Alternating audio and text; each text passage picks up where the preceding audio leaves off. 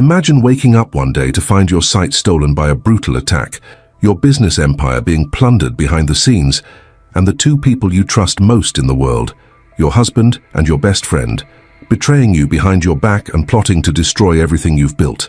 How would you react? Would you accept your fate as a blind and betrayed victim, or would you use your newfound darkness to see the truth with a clarity you never had before? This is the story of Madeline Monroe. Get ready for a gripping tale that will challenge your perceptions of vision, trust, and the true meaning of seeing. Stay until the end and be amazed by this breathtaking, twist-filled narrative. The morning sun glinted off the sleek glass facade of the Monroe Industries Tower, a gleaming beacon of success in the heart of Philadelphia's bustling business district. Inside the top-floor executive suite, Madeline Monroe stood before the floor-to-ceiling windows, her piercing blue eyes surveying the city sprawled beneath her. At 42, she was the epitome of power and grace, her tailored charcoal suit accentuating a figure that belied her years, and her auburn hair swept into an elegant chignon. "Ms. Monroe, your 9 a.m. is here," her assistant's voice chirped through the intercom. Madeline allowed herself a small smile. "Send them in, Jasmine." As she turned to face the door, Madeline caught her reflection in the polished surface of her desk. The face that looked back at her was one that had graced the covers of Forbes and Fortune, a visage of determination and unshakable confidence. She was Madeline Monroe, CEO of Monroe Industries, the fastest-growing tech company on the East Coast, and she had the world at her feet. The door opened, and a group of nervous-looking executives filed in. Madeline recognized them as representatives from a promising startup she'd been eyeing for acquisition. With a warm smile that didn't quite reach her eyes, she gestured for them to take a seat. "Gentlemen, welcome to Monroe Industries. I trust you've had a chance to review our offer." As the meeting progressed, Madeline effortlessly steered the conversation, her sharp mind dissecting their counter-proposals and rebuilding them into something that aligned perfectly with her vision. It was a dance she had perfected over years of boardroom battles and backroom deals, and by the time the executives left 2 hours later, they were practically giddy with the deal they thought they'd won. Jasmine appeared at the door, a knowing look on her face. "Another successful negotiation, Ms. Monroe." Madeline allowed her professional mask to slip for a moment, sharing a conspiratorial wink with her assistant. "Let's just say Monroe Industries will be announcing an exciting new acquisition very soon." As Jasmine left to prepare the necessary paperwork, Madeline's phone buzzed with a text message. It was from Patrick, her husband of 15 years. "Dinner at Le Bec-Fin tonight? Have something special planned? Love you." A warm feeling spread through her chest.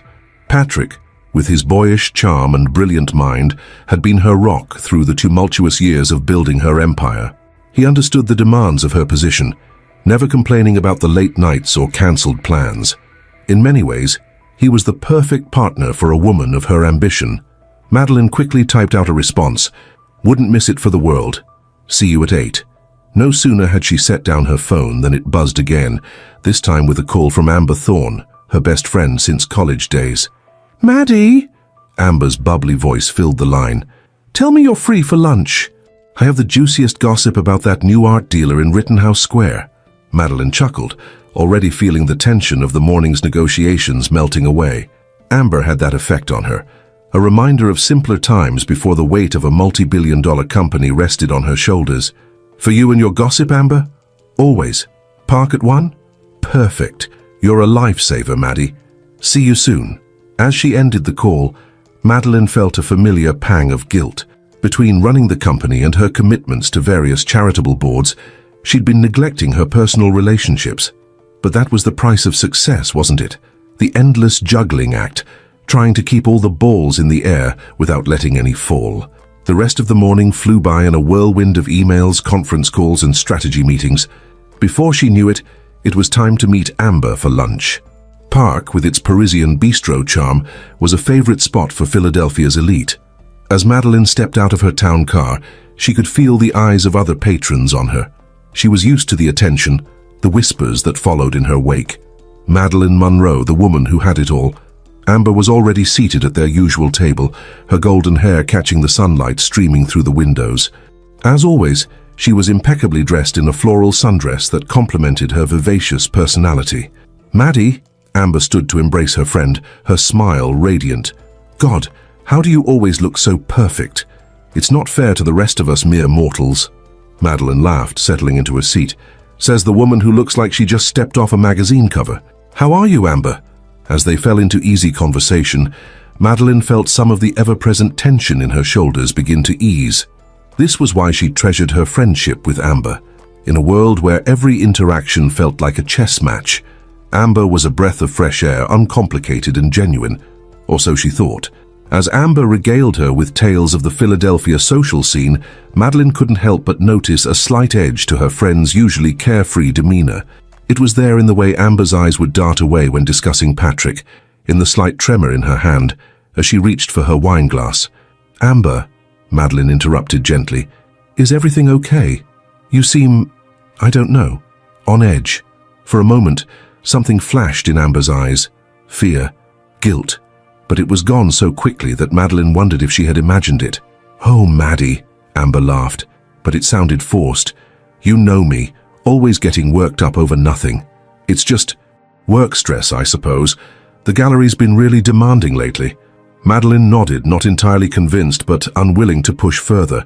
Everyone was entitled to their secrets after all. Wasn't she living proof of that? As they parted ways after lunch, Madeline couldn't shake the feeling that something was off. It wasn't just Amber. There had been a growing sense of unease gnawing at the edges of her perfect life for weeks now. Little things that didn't quite add up. The way Patrick had been spending more time at the office lately. The odd silences that sometimes fell between them. But she pushed these thoughts aside as her town car pulled up to Monroe Industries. She had an empire to run after all. There was no time for baseless worries. The afternoon passed in a blur of meetings and decisions that would shape the future of her company. By the time Madeline was ready to leave for dinner, the sun was already setting, painting the Philadelphia skyline in hues of orange and pink. As she gathered her things, her eyes fell on a framed photo on her desk. It was from her wedding day, she and Patrick beaming at the camera, young and in love. Amber stood beside them, her role as maid of honor cementing the trio's friendship. Madeline traced the outline of their faces with her finger, a wistful smile playing on her lips. "We were so happy then," she murmured to herself. "What changed?" Shaking off the moment of melancholy, Madeline squared her shoulders and headed for the elevator. Whatever doubts or fears might be lurking in the recesses of her mind, tonight was about celebrating her relationship with Patrick. 15 years of marriage was no small feat, especially in their high-pressure world. As her car wound through the streets of Philadelphia, Madeline's mind drifted to the life she had built. From the outside, it was perfect. A successful career, a loving husband, a beautiful home in Rittenhouse Square, and a circle of influential friends. She had achieved everything she had ever dreamed of, and more. So why did she feel this growing sense of unease? Lebec Fiend was as opulent as ever, a bastion of old-world luxury in the heart of the city. As Madeline stepped out of her car, she took a deep breath, centering herself. Whatever was bothering her, she wouldn't let it ruin this evening with Patrick. She spotted him as soon as she entered, his tall frame and salt and pepper hair easy to pick out in the crowded restaurant. As always, the sight of him made her heart skip a beat. Patrick rose to greet her, pressing a tender kiss to her cheek. "You look stunning, darling," he murmured, his green eyes warm with affection. As they settled into their meal, Madeline found herself relaxing, drawn in by Patrick's charm and wit. This was the man she had fallen in love with, the one who could make her laugh even on her worst days. But as the evening wore on, she couldn't shake the feeling that something was off. There was a tension in Patrick's shoulders, a slight tremor in his hands as he reached for his wine glass. It reminded her of Amber at lunch, and the parallel made her uneasy. "Patrick," she said softly, reaching across the table to take his hand, "is everything all right? You seem distracted." He started, as if caught off guard by her question. For a moment, something like fear flashed in his eyes, but it was quickly replaced by his usual warm smile. "Of course, love, just some work stress, that's all. Nothing for you to worry about." Madeline nodded, not entirely convinced, but unwilling to push further. As they finished their dessert, Patrick excused himself to take a phone call. Madeline watched him go, a frown creasing her brow. Since when did he take work calls during their date nights? As she waited for him to return, Madeline's gaze drifted around the restaurant, and that's when she saw it. A flash of familiar golden hair at a corner table. Amber was here, and she was deep in conversation with a man Madeline didn't recognize. The intensity of their discussion, the way Amber kept glancing nervously towards Madeline's table, set off alarm bells in her head. Before she could process what she was seeing, Patrick returned, looking flustered. "I'm so sorry, darling, but I have to go. There's an emergency at the office that needs my immediate attention." Madeline blinked, surprised. "But it's nearly 10 p.m. What kind of emergency?" I know, Patrick cut her off, already standing and gathering his things. "I'll make it up to you, I promise. Don't wait up for me." And with a quick kiss on her cheek, he was gone, leaving Madeline alone at the table, her mind whirling with questions and suspicions.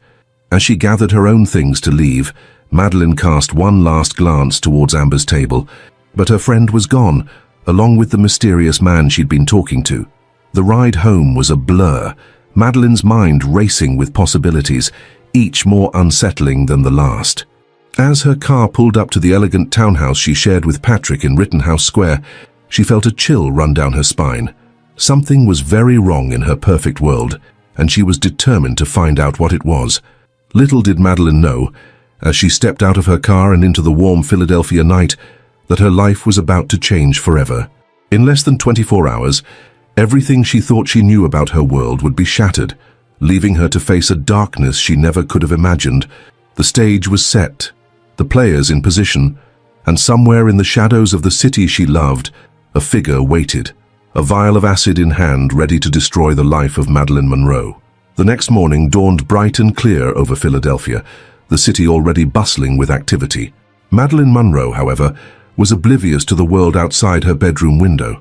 She lay awake, staring at the ceiling, her mind still racing from the events of the previous night. Patrick hadn't come home until the early hours of the morning, slipping into bed beside her with a whispered apology that she pretended not to hear. As she went through her morning routine, Madeline couldn't shake the feeling that something fundamental had shifted in her world. The reflection that stared back at her from the bathroom mirror looked the same. Immaculate makeup, perfectly coiffed hair, eyes sharp and ready for the day's challenges. But beneath the polished exterior, doubt gnawed at her. "You're being paranoid," she muttered to herself, straightening her blazer one last time before heading downstairs.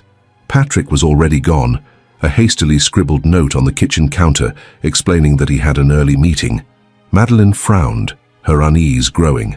Since when did Patrick have meetings before 7 a.m.? Pushing her concerns aside, she focused on the day ahead. She had a crucial board meeting at 10, and she needed to be at the top of her game.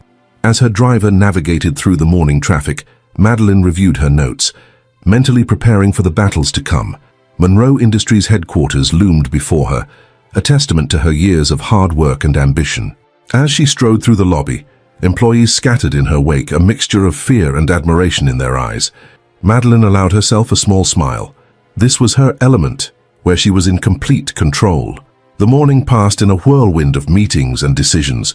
By lunchtime, Madeline had successfully outmaneuvered two board members who had been pushing for a more conservative growth strategy, secured funding for a risky but potentially game-changing research project, and finalized the details of the startup acquisition she had negotiated the day before.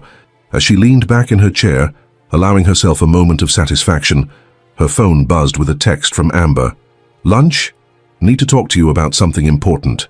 Madeline hesitated, remembering Amber's strange behavior at Lebec Fen the night before, but curiosity won out over caution. "Sure. Park in 30. "Actually," came Amber's swift reply, "can we meet somewhere more private? How about that little cafe near Rittenhouse Square?" The request was odd.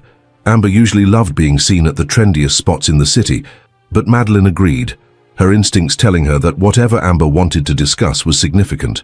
An hour later, Madeline found herself seated at a secluded table in the back of a quaint cafe, watching Amber fidget nervously with her napkin. Her friend looked pale and drawn, nothing like her usual vivacious self. "Amber, what's going on? You're starting to worry me." Amber took a deep breath, her eyes darting around the cafe as if checking for eavesdroppers. "Maddie, I don't know how to say this. I think Patrick might be involved in something illegal." The words hit Madeline like a physical blow. "What? Amber, that's ridiculous. Patrick would never—" "Just hear me out, please," Amber interrupted, her voice low and urgent.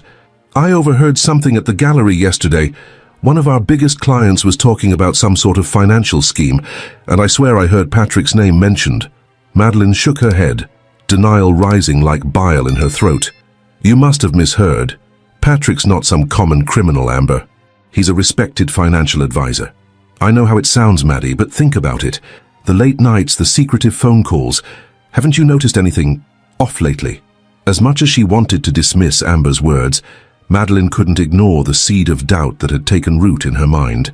Patrick had been acting strange lately, and there were discrepancies in their joint accounts that she had been meaning to ask him about. Even if, and that's a big if, there was something going on. Why are you telling me this in some back alley cafe? Why all the secrecy? Amber leaned forward, her voice dropping even lower.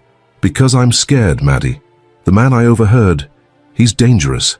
I think he might have connections to organized crime. If he found out I knew anything. The rest of the lunch passed in a blur of whispered theories and half-formed plans. By the time Madeline left the cafe, her world had tilted on its axis. The certainties she had built her life upon suddenly seemed as fragile as a house of cards. As her car wound its way back to Monroe Industries, Madeline's mind raced. She needed proof, one way or the other. If Patrick was innocent, she owed it to him to clear his name. And if he wasn't, well, she'd cross that bridge when she came to it. The afternoon dragged on, Madeline going through the motions of running her company, while her thoughts remained fixated on Patrick and Amber's accusations. As the sun began to set, casting long shadows across her office, she made a decision. She would confront Patrick tonight, get to the bottom of this once and for all. At 7 p.m., Madeline gathered her things and headed for the elevator. The office was nearly empty, most employees having left hours ago. As the doors slid open on the ground floor, she stepped out, her heels clicking against the polished marble. And that's when her world exploded in pain and darkness. She never saw her attacker. One moment she was walking towards the exit, her mind preoccupied with thoughts of Patrick, and the next, liquid fire was splashing across her face. The pain was immediate and all-consuming, like nothing she had ever experienced before. Madeline screamed, her hands instinctively flying to her face. She could feel the acid eating away at her skin, burning through to the delicate tissue beneath. The world around her dissolved into chaos, shouting voices, running feet, the shrill wail of an alarm. Someone call 911. Oh my God, is that Ms. Monroe? Don't touch her, that's acid. Through the haze of agony, Madeline was vaguely aware of hands guiding her, voices trying to calm her. But all she could focus on was the burning, the terrible, unrelenting burning, and the terrifying realization that she couldn't see. Her world had become a void of darkness and pain. The next few hours passed in a blur of sirens, urgent voices, and the sharp smell of antiseptic. Madeline drifted in and out of consciousness, the pain medication dulling her senses, but unable to completely mask the agony of her injuries. When she finally regained full awareness, she found herself in a hospital bed, the steady beep of monitors her only companion. The darkness remained, and with it came a wave of panic. "Hello?" she called out, her voice raspy and weak. "Is anyone there?" The sound of hurried footsteps approached, and a gentle hand touched her arm. "Ms. Monroe, you're awake. I'm Dr. Patel, you're in the hospital. Do you remember what happened?"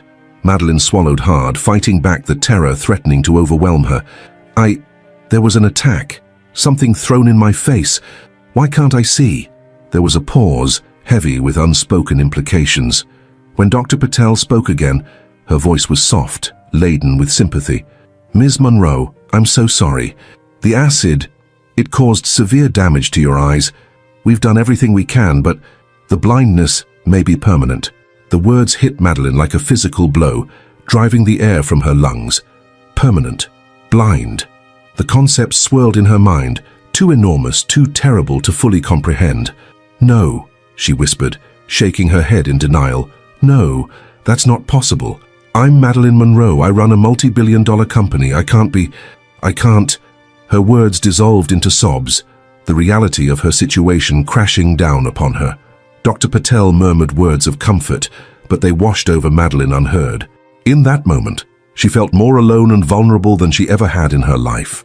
The days that followed were a nightmare of pain, confusion, and despair. Madeline underwent multiple surgeries, endured countless tests, and began the agonizing process of learning to navigate a world she could no longer see. Patrick was a constant presence at her bedside, his voice strained with worry and guilt. "I should have been there," he kept saying, "if I hadn't been working late."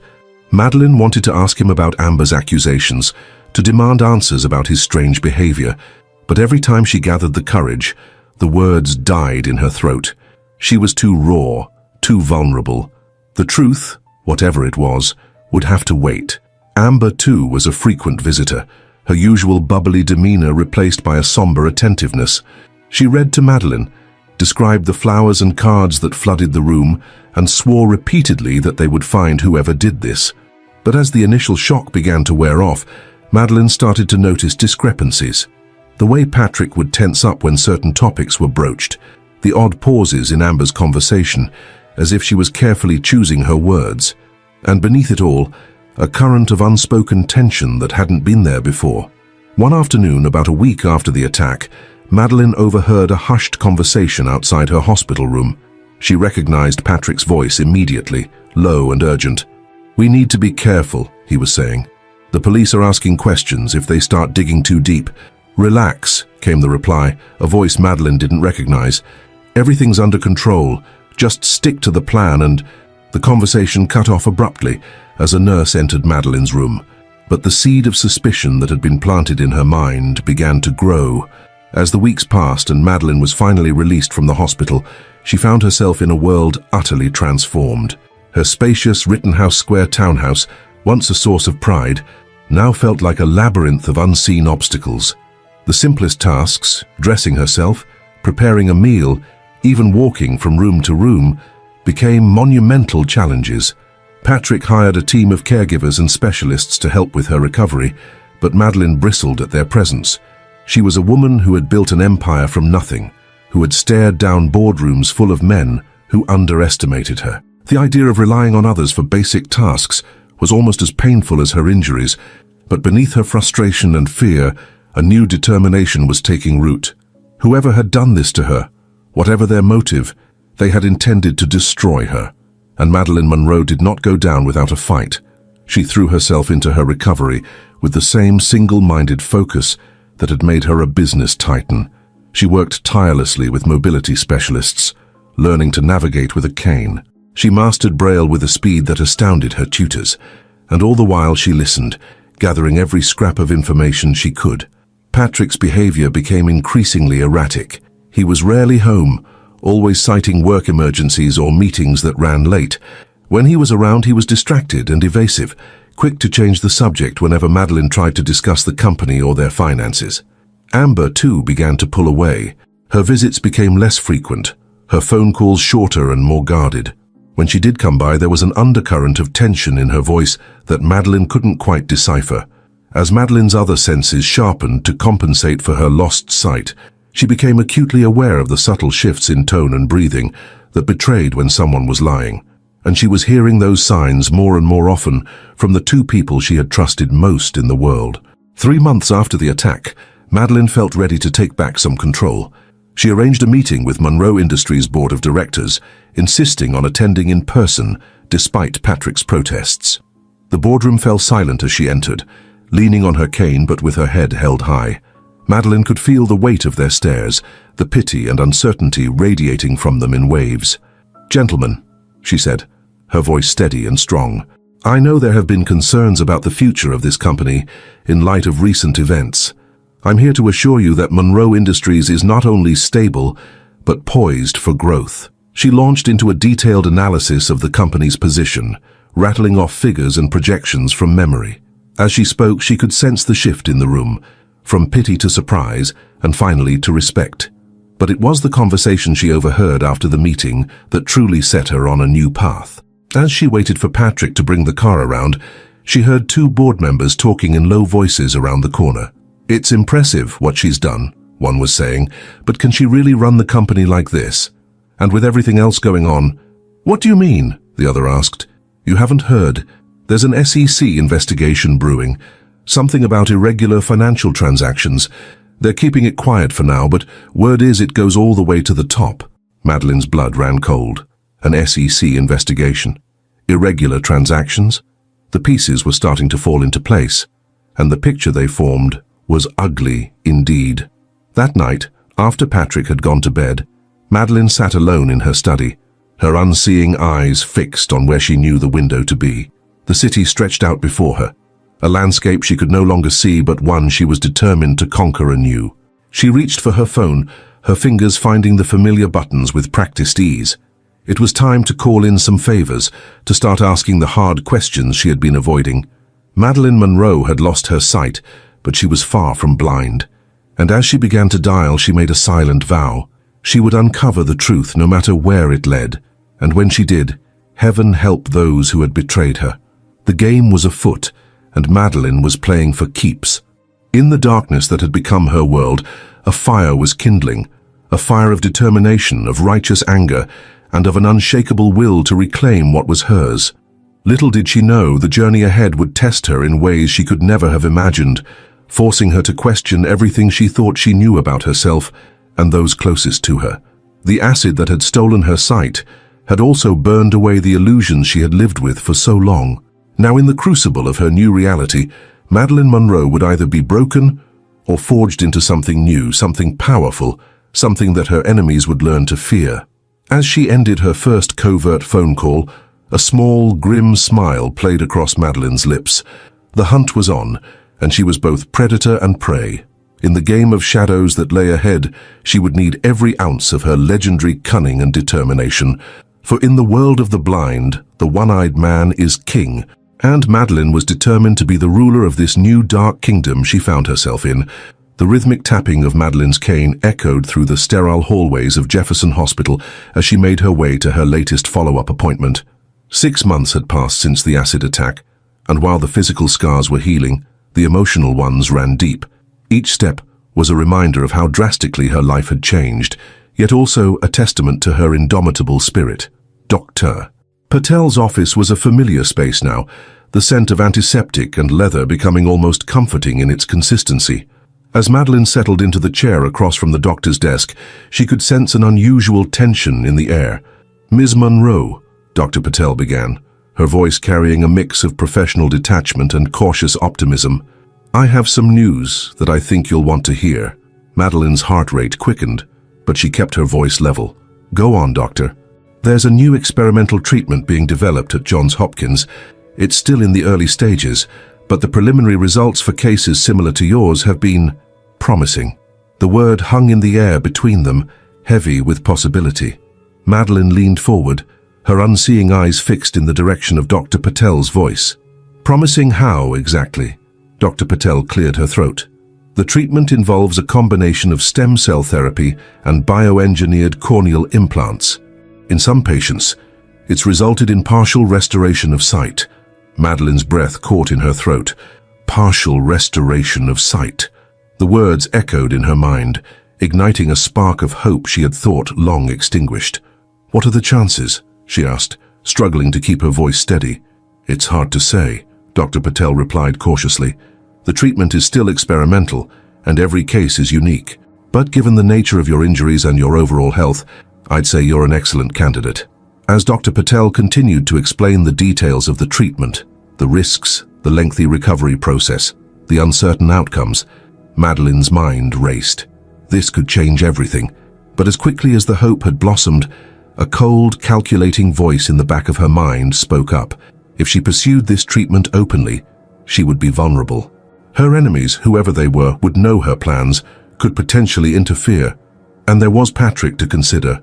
If he was involved in illegal activities as she suspected, the prospect of her regaining her sight might push him to desperate measures. No, Madeline decided. This information was too valuable, too potentially game-changing to share, at least for now. "Dr. Patel," she interrupted, her voice taking on the commanding tone that had served her so well in the boardroom. "I appreciate you sharing this information with me, but I need to ask for your discretion. No one, not my husband, not my friends, not even your staff, can know about this possibility. Can I count on your confidentiality?" There was a pause, and Madeline could almost feel Dr. Patel's questioning gaze. But years of navigating corporate politics had honed her ability to project authority, even without the benefit of eye contact. "Of course, Ms. Monroe," Dr. Patel finally replied. "Doctor-patient confidentiality is absolute. But may I ask why?" Madeline allowed a small, sad smile to cross her face. "Let's just say that my blindness has taught me to be cautious. I need time to consider my options without outside influence. Can you understand that?" "I can," Dr. Patel said softly. "And I'll respect your wishes. But please don't wait too long to make a decision. The sooner we can start the treatment, if that's what you choose, the better your chances of success." As Madeline left the hospital, her mind whirled with possibilities. Hope, that dangerous double-edged emotion, had reawakened in her heart. But with it came a renewed sense of purpose. If there was a chance she could regain her sight, she needed to be prepared. And that meant continuing to adapt, to hone her other senses, to become as formidable in her new dark world as she had been in the light. Over the next few weeks, Madeline threw herself into her adaptation with renewed vigor. She worked tirelessly with her mobility instructor, learning to navigate the busy streets of Philadelphia with increasing confidence. Her sense of hearing sharpened to an almost preternatural degree. She could identify people by their footsteps, sense obstacles by the subtle changes in air currents around her. Her sense of touch became exquisitely sensitive. She learned to read not just Braille, but the micro-expressions on people's faces, feeling the subtle twitches and tensions that betrayed their true emotions. It was a skill that proved invaluable as she began to quietly investigate the web of deceit surrounding her. One evening, as she sat in her home office reviewing quarterly reports, now printed in Braille, she heard Patrick enter the house. His footsteps were uneven, his breathing slightly labored. The scent of expensive scotch wafted into the room as he approached. "Madeline?" he called, his voice carrying a forced cheeriness that set her teeth on edge. "Are you in here, darling?" "In the office, Patrick," she replied, keeping her tone neutral. He entered the room and she could sense him hovering uncertainly in the doorway. "Working late again?" he asked, a hint of accusation in his voice. Madeline raised an eyebrow. Someone has to keep the company running. The barb hit home, and she heard Patrick inhale sharply. "What's that supposed to mean?" "Nothing, dear," Madeline said, her voice honey-sweet.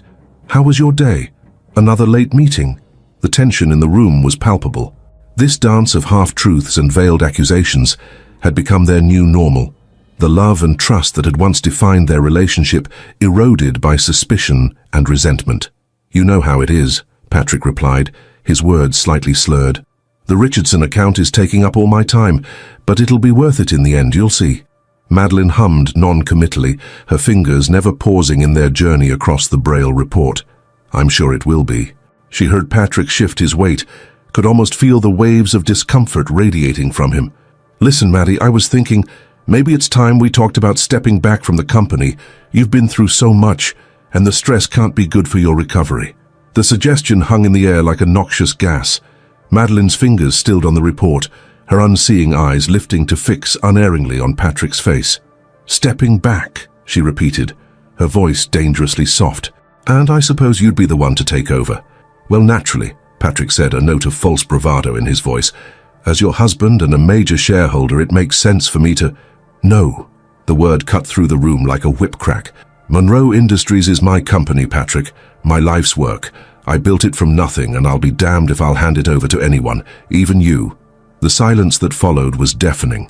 Madeline could hear Patrick's ragged breathing, could almost taste the mixture of fear and anger rolling off him in waves. "You're being unreasonable, Madeline," he finally said, his voice tight with suppressed emotion. "You have to face facts. You're blind. You can't run a company like this." Madeline stood slowly, her hands flat on the desk. When she spoke, her voice was low and intense. "I may have lost my sight, Patrick, but I've never seen more clearly. This company is mine. End of discussion." She heard him open his mouth as if to argue further, then think better of it. With a muttered curse, he turned and stomped out of the office, slamming the door behind him. As the echo of the slamming door faded, Madeline sank back into her chair, her heart racing. The confrontation had been coming for weeks, but now that it had happened, she felt oddly exhilarated. The lines were being drawn, the battle joined, and Madeline Monroe did not intend to lose. The next day brought a visit from Amber. As always, Madeline's erstwhile best friend arrived in a cloud of expensive perfume and forced cheer. "Maddie, darling?" Amber trilled, air kissing Madeline's cheeks. "You look fabulous. How are you feeling?" Madeline plastered on a smile even as her other senses went on high alert. There was something off about Amber's voice, a slight tremor, a hint of nervousness that hadn't been there before. "I'm fine, Amber," she replied, gesturing for her friend to take a seat. "How are things at the gallery?" As Amber launched into a detailed account of her latest exhibition, Madeline listened with half an ear, her focus on the subtle cues her friend was inadvertently giving off, the slight catch in her breath when she mentioned certain clients, the way her voice pitched higher when discussing finances. Something was definitely not right. "And then he said he wanted to buy the entire collection." Amber finished with a laugh that sounded just a touch too bright. "Can you believe it?" "That's wonderful, Amber," Madeline said, leaning forward slightly. "This buyer, it wouldn't happen to be James Holloway, would it?" The sudden silence was all the confirmation Madeline needed. James Holloway was a name she had come across in her covert investigations, a wealthy businessman with rumored ties to organized crime. "How did you know?" Amber asked, her voice small and frightened. Madeline shrugged, keeping her expression neutral. "Just a guess. He's been making waves in the art world lately, hasn't he?" Yes, he has," Amber stammered. "Listen, Maddie, there's something I've been meaning to talk to you about." But before she could continue, the doorbell rang. Madeline heard the housekeeper answer it, followed by the sound of familiar footsteps. "That'll be Patrick," she said, rising from her seat. "Why don't you stay for dinner, Amber? We can catch up properly." As they made their way to the dining room, Madeline's mind was racing. The pieces were starting to come together, but the picture they formed was still frustratingly incomplete. Dinner was a tense affair, the conversation stilted and artificial. Madeline could sense the undercurrents of fear and guilt emanating from both Patrick and Amber. She played her part, smiling and nodding in all the right places, all the while straining her heightened senses for any slip, any reveal. It came as they were finishing dessert. Patrick's phone buzzed, and he excused himself to take the call. Moments later, Amber's phone chimed with a text message. "Oh, I'm so sorry," Amber said, her voice high and tight. "That's the gallery. There's an emergency with one of the shipments. I have to go." Madeline nodded understandingly, even as suspicion bloomed in her chest. "Of course, dear, don't let us keep you." As Amber hurried out, Madeline made her way to the study under the pretense of retrieving a book, but instead of entering, she pressed herself against the wall next to the partially open door, straining her ears. Patrick's voice drifted out, low and urgent. "Can't keep this up much longer. She's getting suspicious." "We don't have a choice," came the reply. Amber's voice, all pretense of friendliness gone. "If we back out now, Holloway will bury us all." "And what about Madeline?" Patrick hissed. "What if she finds out?" There was a pause, and when Amber spoke again, her voice was cold and determined. "Then we'll have to make sure she doesn't, whatever it takes." Madeline's blood ran cold. The confirmation of her worst fears should have been devastating, but instead, she felt an icy calm settle over her. Now she knew. Now she could fight back. As she listened to Patrick and Amber's footsteps retreating, Madeline's unseeing eyes narrowed with determination. The game had changed, the stakes raised to life and death levels. But Madeline Monroe had never backed down from a challenge, and now, armed with the truth and the possibility of regaining her sight, she was more dangerous than ever. As she made her way back to her room, her mind was already formulating plans, considering angles, preparing for the battle to come. The darkness that had been her prison was now her weapon, her blindness a shield behind which she could prepare her counterattack. They thought her helpless, broken. They were about to learn just how wrong they were. In the quiet of her room, Madeline allowed herself a small, grim smile. The turning point had come, and from this moment on, there would be no mercy for those who had betrayed her. Let them think her blind and powerless. Madeline knew the truth. She had never seen more clearly, and she had never been more ready for war. The pre-dawn hours found Madeline Monroe seated at her desk, her unseeing eyes fixed on the window, where she knew the Philadelphia skyline sprawled beyond. Her fingers danced across her specially modified laptop, the braille display allowing her to sift through information as efficiently as she had with sight. The soft clicks of the keys were the only sound in the otherwise silent house. "Jasmine?" She spoke softly into her headset. "Are you there?" "Yes, Ms. Monroe," came the immediate response. Jasmine, once Madeline's executive assistant, had become her most trusted ally in the weeks since the overheard conversation. I've compiled the financial records you requested. They're troubling, to say the least. Madeline's lips tightened. Walk me through it. As Jasmine detailed the web of shell companies, suspicious wire transfers, and cleverly disguised embezzlement, Madeline felt a cold fury building in her chest. The betrayal ran deeper than she had imagined. Patrick hadn't just been skimming off the top. He'd been systematically looting Monroe Industries for years. And Amber's gallery? Madeline asked, her voice tightly controlled. It appears to be the primary laundering operation, Jasmine confirmed. The inflated art sales, the mysterious overseas buyers, it all tracks back to accounts controlled by James Holloway. Madeline's hands clenched on the edge of her desk. Holloway. The name had become a spectre haunting her investigation, a shadowy figure whose tendrils seemed to reach into every aspect of this conspiracy. Thank you, Jasmine, Madeline said, her mind already racing ahead. I need you to set up a meeting, someone from my past who might be able to shed some light on Holloway's operations. Of course, Ms. Monroe. Who am I contacting? Madeline allowed herself a grim smile. Detective Michael Reeves, we go way back. Tell him Maddie needs a favor. As she ended the call, Madeline leaned back in her chair, allowing the weight of her discoveries to settle over her. The depth of the betrayal was staggering. Patrick, her husband of 15 years, the man she had trusted with her heart and her business. Amber, her best friend since college, the woman who had stood beside her through every triumph and setback, both of them, conspiring not just to steal from her but potentially to silence her permanently. The pain of it was a physical thing, a jagged shard lodged in her chest. But as the initial wave of anguish passed, Madeline felt something else rising to take its place. Determination, rage, a cold, implacable desire for justice. Or was it revenge? She stood, making her way with practiced ease to the window. Pressing her palm against the cool glass, she imagined she could feel the pulse of the city beyond. Her city, the one she had conquered once with her sight, and would conquer again in darkness.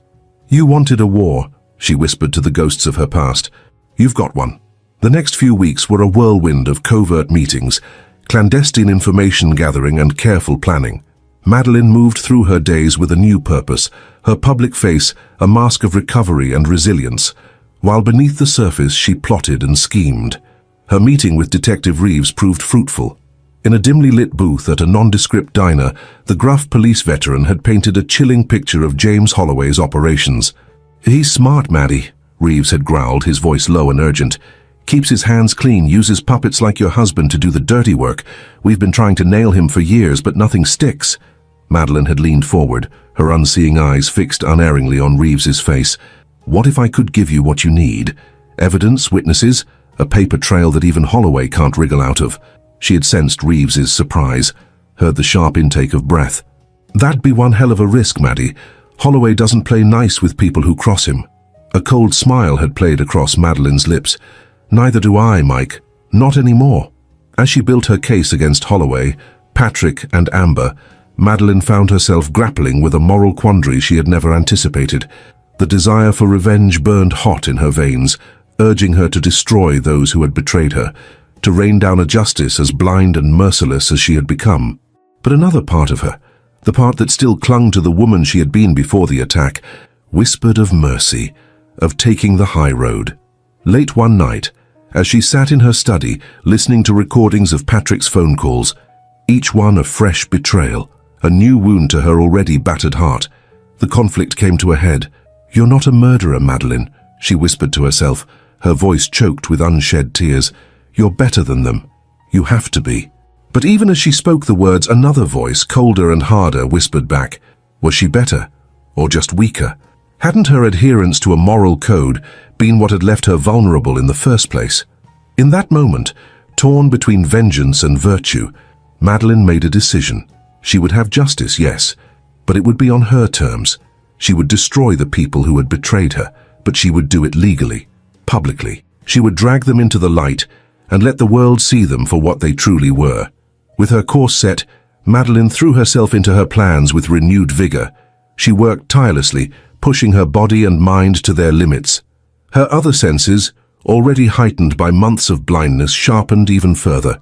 She could read the emotional undercurrents in a room with uncanny accuracy, picking up on micro-expressions and subtle shifts in breathing that would have been invisible to her even when she had her sight. It was during this time that she began the experimental treatment Dr. Patel had told her about. The process was grueling, painful injections, hours spent in hyperbaric chambers, endless tests and adjustments. But Madeline endured it all with gritted teeth and unwavering determination. The first sign that the treatment might be working came on a crisp autumn morning. Madeline was in her garden, ostensibly enjoying the last warm days of the year, but in reality listening to a bug she had planted in Patrick's home office. Suddenly, a flash of something, not quite light but a change in the darkness, caught her attention. Her heart racing, Madeline turned her face towards where she knew the sun to be. There in the endless void that had been her world for months was a faint pulsing glow. It was barely perceptible, more a suggestion of light than true vision. But it was there. Tears streamed down Madeline's face as she basked in this first hint of returning sight. But even as joy surged through her, a colder, more calculating part of her mind was already spinning this development into her plans. She wouldn't tell anyone. Not yet. Let them continue to underestimate her, to think her helpless and broken. When the time came, her renewed sight would be just one more weapon in her arsenal. As autumn deepened into winter, Madeline's vision continued to improve incrementally. Shadows became shapes, shapes became blurred outlines. It was nowhere near the crystal-clear vision she had once had, but it was more than she had dared to hope for. All the while, she continued to gather evidence, to lay her traps, to prepare for the moment when she would spring her carefully constructed web around her enemies. She brought in trusted allies, old friends from her college days who owed her favors, up-and-coming lawyers hungry for the case of a lifetime, forensic accountants who could follow the money trail Holloway had so carefully hidden. Through it all, she maintained her public persona of the brave, recovering victim. She attended charity galas on Patrick's arm, smiling and nodding as he played the part of the devoted husband. She had lunches with Amber, listening to her friends' increasingly strained attempts at normalcy. And all the while, she was watching, listening, gathering every scrap of information she could. The final piece of her plan fell into place on a snowy evening in December. Madeline was in her study, reviewing the mountain of evidence she had accumulated, when Jasmine's voice came urgently through her headset. "Ms. Monroe, I think we've got him. One of Holloway's lieutenants just flipped. He's willing to testify." Madeline's breath caught in her throat. This was it, the linchpin she had been waiting for. With an inside witness, the case against Holloway became ironclad. And once Holloway fell, Patrick and Amber would topple with him. "Good work, Jasmine," she said, her voice steady despite the adrenaline surging through her veins. "Set up a meeting with Reeves. It's time to move." As she ended the call, Madeline stood and made her way to the window. Her improved vision allowed her to make out the blurred lights of the city, each one a pinprick of brightness in the winter darkness. She placed her hand against the cold glass, a smile playing across her lips. The board was set. The pieces were in place. After months of patience, of careful planning and meticulous preparation, it was finally time to make her move. In that moment, standing on the precipice of her grand revenge, Madeline felt a sense of clarity she hadn't experienced since before the attack. The path ahead was clear, the endgame in sight. She would reclaim what was hers, destroy those who had betrayed her, and emerge from this crucible stronger than ever before. Let them think her blind and helpless for a little while longer. Soon, very soon, they would learn just how badly they had underestimated Madeline Monroe. As she turned from the window, her mind was already racing ahead, fine-tuning the details of her plan. The confrontation that lay ahead would be the performance of a lifetime, a careful dance of revelation and retribution, and Madeline intended to lead every step. First, she would need to set the stage. A dinner party, perhaps? Something intimate yet public enough to have witnesses. She'd invite Patrick and Amber, of course. And Holloway, yes, it was time to finally meet the puppet master face to face. A few key board members, some influential friends, witnesses to her triumph and their downfall. She'd play the gracious hostess, the recovering victim finding her strength again. She'd let them relax, let them think they were safe. And then, piece by piece, she would dismantle their world. The evidence would be presented like courses in a meal. Financial records showing the embezzlement, recordings of incriminating conversations, testimony from turned witnesses, and finally, the pièce de résistance, her own recovered sight, revealed at the perfect moment to drive home just how completely they had failed. As the plan crystallized in her mind, Madeleine felt a fierce joy rising within her. This was what she had been built for. Not just success, but victory against impossible odds. They had tried to break her, to rob her of everything she had built. Instead, they had forged her into something new, something stronger and more formidable than she had ever been before. She moved to her desk, fingers flying over the braille keyboard as she began to set things in motion. Invitations to be sent, preparations to be made. Every detail had to be perfect. As she worked, a quote she had once read floated through her mind. "Before you embark on a journey of revenge, dig 2 graves." The old Madeleine might have heeded that warning, but the woman she had become understood a deeper truth. This wasn't just about revenge. It was about justice, about righting wrongs and protecting others from the predators who had nearly destroyed her. Let them dig their own graves, she thought with grim satisfaction. She would be too busy rising from the ashes of her old life, reborn and ready to reclaim her place in the world. The stage was set, the actors unknowingly rehearsed, and the audience primed. Soon, very soon, the curtain would rise on Marilyn Monroe's greatest triumph. And when it fell again, nothing would ever be the same. The day of reckoning dawned cold and clear, a crisp January morning that painted Philadelphia in shades of frost and pale sunlight. Marilyn Monroe stood at her bedroom window, her improved vision allowing her to make out the blurred outlines of bare trees and snow-dusted rooftops. She took a deep breath, centering herself for the performance of a lifetime. The past week had been a whirlwind of preparations. Invitations had been sent out for what was ostensibly a celebration of Madeleine's recovery and her return to the helm of Monroe Industries. The guest list was carefully curated. Patrick and Amber, of course, James Holloway, lured by the promise of a major new investment opportunity, key members of the board, and a select group of Philadelphia's elite. Each one a witness, a player in the drama about to unfold. Madeleine's team had been working around the clock. Jasmine had coordinated with Detective Reeves, ensuring that the police would be ready to move at a moment's notice. The evidence, financial records, recorded conversations, sworn testimonies, was prepared and organized, ready to be revealed at the perfect moment. As her hair and makeup team arrived, Madeleine allowed herself to be pampered, using the time to run through her plan one last time. Every word, every gesture had been choreographed for maximum impact. She would be the conductor of this symphony of justice, and by the end of the night the world would know the truth. Hours ticked by, the tension building with each passing moment. As the first guests began to arrive, Madeleine took her position at the top of the grand staircase, a vision in a deep blue gown that hugged her figure and shimmered in the light. She held her white cane loosely, a prop in more ways than one. Patrick appeared at her side, handsome in his tuxedo, the picture of the devoted husband. "Ready, darling?" he asked, his voice carrying a hint of nervousness that only Madeleine's heightened senses could detect. "More than ready," she replied, allowing him to take her arm as they descended the stairs. The grande ballroom of their Rittenhouse Square mansion was ablaze with light and the murmur of conversation. Madeleine moved through the crowd with practiced ease, greeting guests, accepting well wishes, playing the role of the gracious hostess. All the while, her partially restored vision and sharpened senses were cataloguing every detail, every reaction. She felt Amber's approach before she heard her, the scent of her friend's signature perfume heralding her arrival. "Maddie, you look amazing!" Amber gushed, air-kissing Madeleine's cheeks. "This party is just fabulous." "Thank you, Amber," Madeleine replied warmly, even as she noted the slight tremor in her friend's voice. "I'm so glad you could make it. We have so much to celebrate, don't we?" As the evening progressed, Madeleine carefully maneuvered her guests, ensuring that key players were in position for what was to come. She felt James Holloway's arrival like a shift in the atmosphere, a subtle tension that rippled through the room.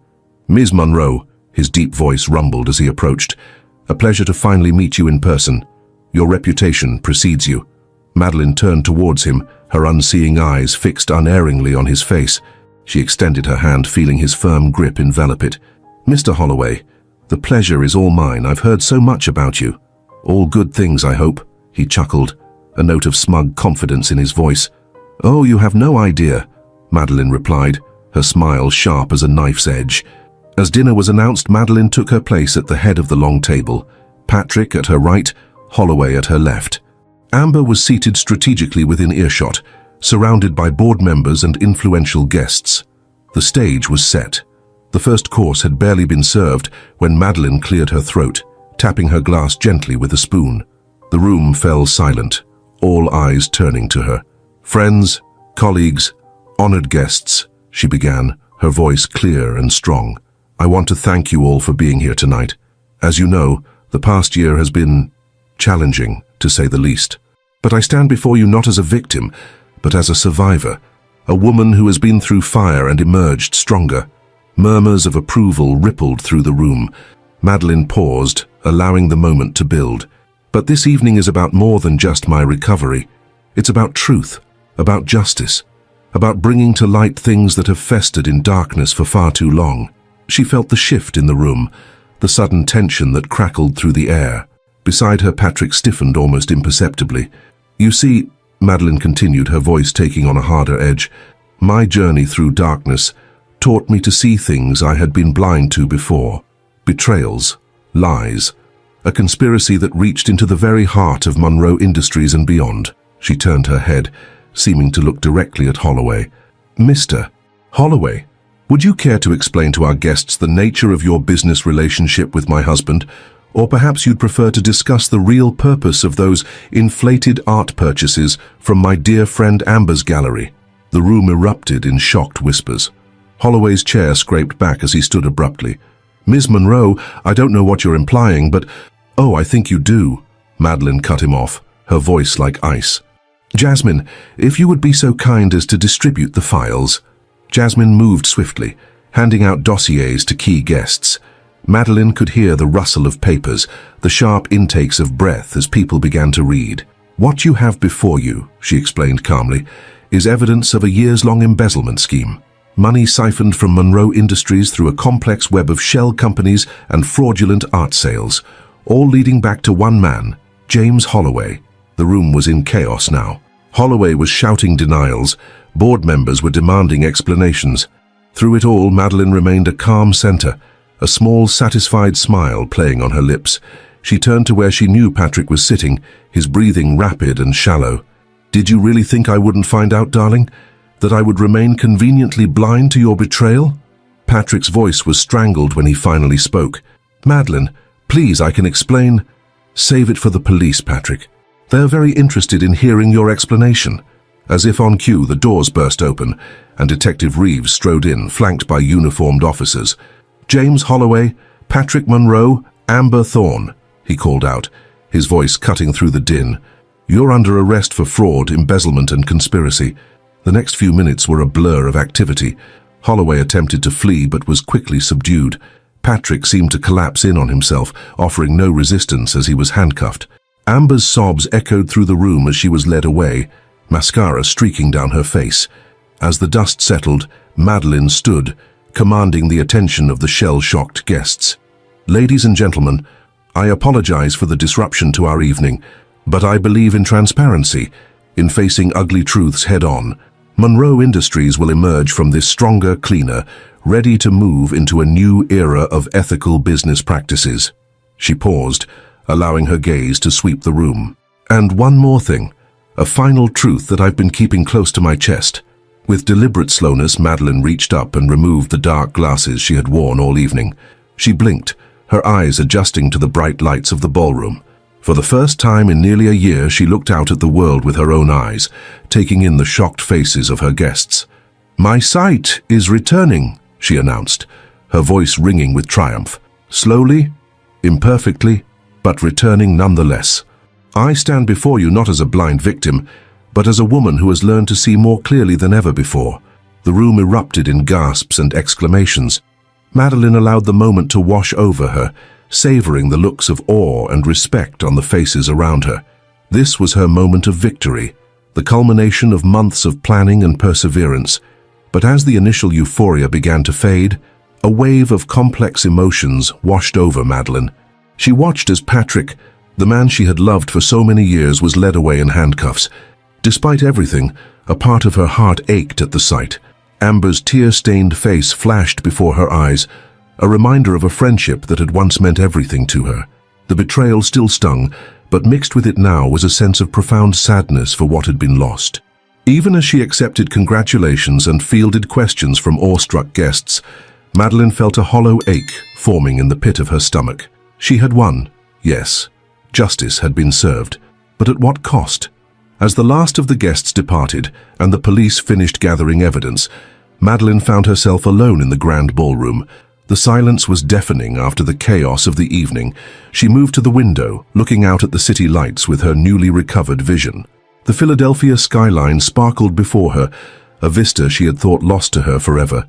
It was beautiful, achingly so, but it was also a stark reminder of how much had changed, how much she had lost and gained in the crucible of the past year.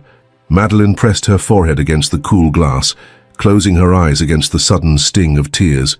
She had done what was necessary, had fought for justice, and won. But the victory felt pyrrhic, tainted by the destruction of relationships that had once been the bedrock of her life. In the quiet of the empty room, Madeleine allowed herself a moment of vulnerability. She wept for the woman she had been, for the trust she had lost, for the friendships and love that had been irreparably shattered. She wept for Patrick, for Amber, for the lives that would be destroyed in the wake of tonight's revelations. But as the storm of emotion passed, Madeleine felt a new resolve settling over her. She had been forged in fire, tempered by betrayal and hardship. The path ahead would not be easy, but she would walk it with her head held high, her eyes open to both the beauty and the darkness of the world. She turned from the window, surveying the empty ballroom. Tomorrow, the real work would begin. Rebuilding Monroe Industries, restoring public trust, charting a new course for her life. It would be challenging, perhaps the greatest challenge she had ever faced, but Madeleine Monroe had never shied away from a challenge. She had stared into the abyss of darkness and despair, and she had emerged stronger, wiser, more determined than ever. As she made her way upstairs to her bedroom, Madeleine's mind was already racing with plans for the future. The story of tonight would be all over the news by morning. She would need to hold a press conference, to reassure investors, to begin the process of cleaning house at Monroe Industries. But those were concerns for tomorrow. For now, Madeleine allowed herself to feel the full weight of her victory, bittersweet though it might be. She had taken on Goliath and won. She had faced her demons and emerged victorious. As she prepared for bed, catching glimpses of herself in the mirror, her eyes clear and focused for the first time in nearly a year, Madeleine made a silent vow. She would use this second chance, this rebirth, to make a difference. To be not just successful but truly great. To build something lasting and meaningful from the ashes of her old life. The road ahead was uncertain, fraught with challenges and potential pitfalls. But Madeleine Monroe was ready. She had walked through fire and emerged tempered, stronger than ever before. Whatever the future held, she would face it with open eyes and an unbreakable spirit.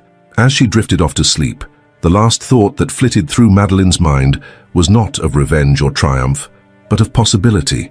Tomorrow was a new day, the first day of the rest of her life, and she intended to make every moment count. The days following the dramatic dinner party unfolded in a whirlwind of activity. Philadelphia was abuzz with the scandal, Madeleine Monroe's name on everyone's lips. News outlets clamored for interviews, investors demanded answers, and the legal system ground into motion, preparing for what promised to be one of the most high-profile trials in the city's recent history. Madeleine woke early the morning after, her partially restored vision allowing her to make out the soft glow of dawn creeping through her bedroom windows. For a moment she lay still, allowing the events of the previous night to wash over her. The triumph, the vindication, the bittersweet ache of lost relationships. It all swirled together in a complex emotional cocktail. But Madeleine Monroe had never been one to wallow. With a deep breath, she pushed herself up, ready to face the new reality she had created. There was work to be done. Her first order of business was a press conference, hastily arranged in the lobby of Monroe Industries headquarters.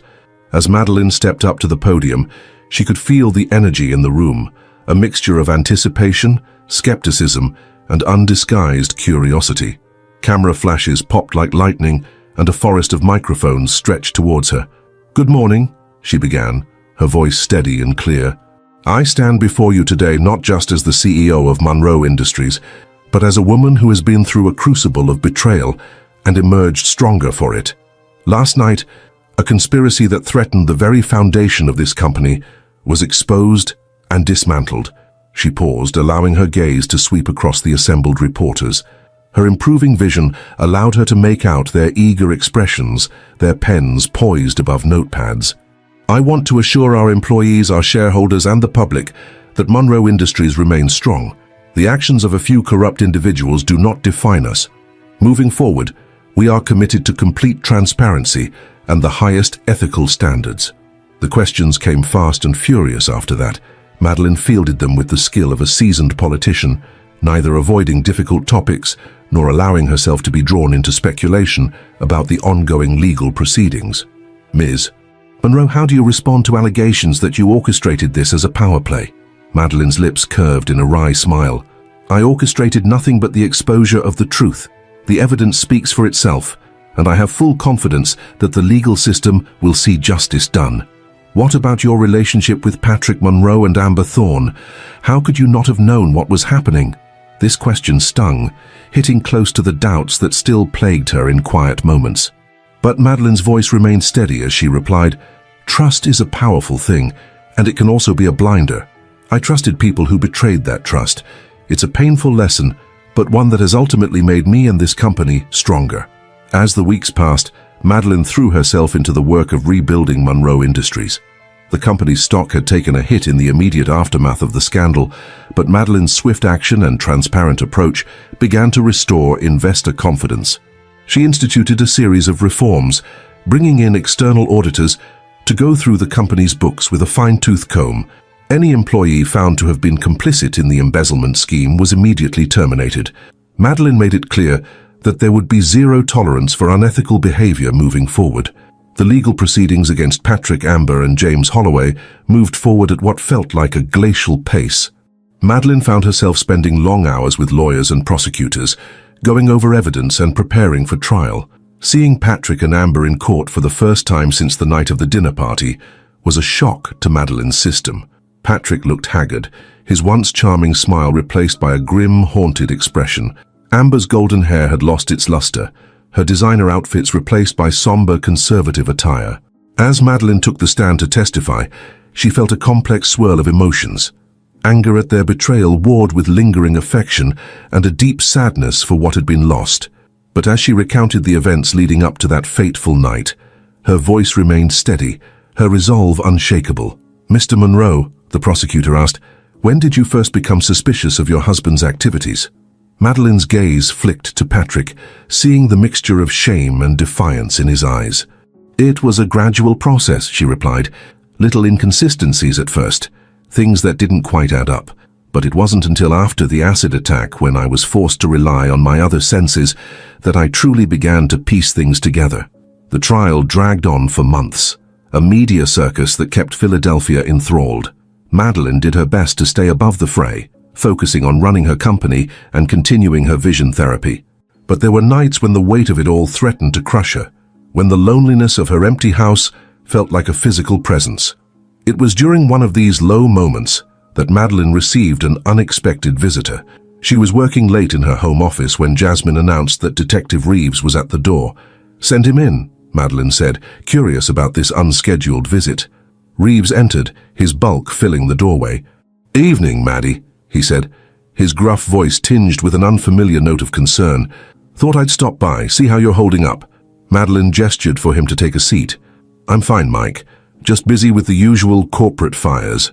Reeves settled into the chair across from her, his keen eyes taking in the late hour, the stack of papers on her desk, the faint shadows under her eyes. "Uh-huh," he said, unconvinced. "And how are you really doing?" Something in his tone, the genuine concern from this man who had seen her at her lowest, broke through Madeline's carefully constructed walls. To her horror, she felt tears welling up in her eyes. "It's hard," she admitted, her voice barely above a whisper. "I won. I know I won. But some days it feels like I lost everything." Reeves leaned forward, his voice gentle. "You've been through hell, Maddie. It's okay to not be okay sometimes. But don't let those bastards take anything more from you. You're stronger than that." His words, gruff but sincere, were like a balm to Madeline's battered spirit. For the first time in months, she allowed herself to truly open up, to voice the doubts and fears that had been plaguing her. As the night wore on, Madeline found herself laughing at Reeves's dry humor, swapping war stories, and feeling more like herself than she had in a long time. When he finally left in the early hours of the morning, Madeline felt as though a weight had been lifted from her shoulders. That conversation marked a turning point for Madeline. She began to realize that, in her single-minded focus on justice and rebuilding her company, she had neglected her own emotional healing. With characteristic determination, she set about rectifying that oversight. She started seeing a therapist, working through the complex tangle of emotions left in the wake of the betrayal and the acid attack. She reconnected with old friends who had nothing to do with the business world, rediscovering parts of herself that had been buried under years of corporate ambition. As spring blossomed in Philadelphia, bringing new life to the city, Madeline felt a corresponding renewal in her own spirit. Her vision continued to improve, the world coming into ever sharper focus. But more than that, she felt as though she was seeing clearly in a deeper, more profound way. The verdict, when it finally came, was almost anticlimactic. Patrick, Amber, and Holloway were all found guilty on multiple counts. As the judge read out the sentences, years in prison, hefty fines, restitution to be paid, Madeline felt a complex mixture of vindication and sorrow. Outside the courthouse, facing a phalanx of reporters, Madeline made a brief statement. "Justice has been served today," she said, her voice carrying clearly over the buzz of questions. "But there are no true winners in a case like this. My hope now is that we can all begin the process of healing and moving forward." As she turned to leave, a reporter called out, "Ms. Monroe, do you have any message for your ex-husband or Ms. Thorne?" Madeline paused, considering. Finally, she turned back to the cameras. "I do," she said softly. "I hope they find a way to make amends, not just to me or to Monroe Industries, but to themselves. Redemption is always possible if you're brave enough to pursue it." With that, she strode away, head held high, leaving a buzz of conversation in her wake. In the months that followed, Madeline continued to guide Monroe Industries to new heights. The scandal, rather than destroying the company, had ultimately made it stronger. Under Madeline's leadership, it became known as a bastion of corporate transparency and ethical business practices. But even as she achieved new levels of professional success, Madeline found herself re-evaluating her priorities. The ordeal had taught her the value of balance, of nurturing personal relationships alongside professional ambitions. She became involved in advocacy work for victims of assault and corporate fraud, using her story to inspire and empower others. She established a foundation to fund research into ocular regeneration, determined to help others who had suffered similar injuries. 1 year to the day after the fateful dinner party, Madeline stood once again at the window of her Rittenhouse Square home. The city stretched out before her, familiar yet somehow new. Her vision, while not perfect, had improved to the point where she could make out individual buildings, the flow of traffic, the play of light on the Schuylkill River. As she gazed out at the city she had conquered twice now, Madeline reflected on the journey of the past year. The pain, the betrayal, the long nights of doubt and fear, they had all left their mark. But they had also forged her into something stronger, something more resilient. She thought of Patrick and Amber serving their sentences. Despite everything, she found she could wish them well, hope that they would find a way to redeem themselves. It wasn't forgiveness, not yet, but it was a step towards peace. Her phone buzzed, a text from Jasmine reminding her of a charity gala that evening. Madeline smiled, looking forward to the event not as a business obligation, but as a chance to connect with people, to make a difference. As she turned from the window to prepare for the evening, Madeline caught sight of herself in the mirror. The woman who looked back at her was not the same one who had stood in this spot a year ago. This Madeline was older, yes, with a few more lines around her eyes, but those eyes were clear and bright, filled with a hard-won wisdom and an unshakable strength. She had walked through fire, had faced the darkness both literal and metaphorical, and she had emerged not unscathed but unbroken. More than that, she had emerged with a new purpose, a deeper understanding of herself and the world around her. The journey wasn't over, Madeline knew. There would be more challenges ahead, more moments of doubt and difficulty, but for the first time in a long time, she felt truly ready to face whatever life might throw at her. As she applied her makeup, a small smile played around Madeline's lips. The future stretched out before her, full of possibility, and Madeline Monroe was ready to meet it head-on, with open eyes and an open heart. She had lost much, yes, but she had also gained immeasurably. In the crucible of betrayal and pain, she had found her true self, and that, Madeline realized, was the greatest victory of all. As she left her home that evening, stepping out into the vibrant energy of Philadelphia, Madeline felt a surge of excitement for what lay ahead. The story of Madeline Monroe was far from over. In fact, she suspected the most exciting chapters were yet to be written. With a spring in her step and a gleam in her eye, Madeline set out to face her future, ready to write the next chapter of her remarkable life. The woman who had once been blind, but now could see, was poised to show the world just how brightly she could shine. 5 years had passed since the night that changed everything. Philadelphia's skyline had evolved, new towers reaching towards the heavens, but the view from Madeline Monroe's office remained as breathtaking as ever. She stood at the floor-to-ceiling windows, her gaze sweeping over the city she had once conquered, lost and reclaimed. At 47, Madeline cut an impressive figure. Her auburn hair, now streaked with elegant strands of silver, was swept into a sleek chignon. The lines around her eyes spoke of both laughter and hardship, a roadmap of a life lived fully. Her slate-gray suit was impeccably tailored, projecting an aura of power and confidence. But it was her eyes that had changed the most.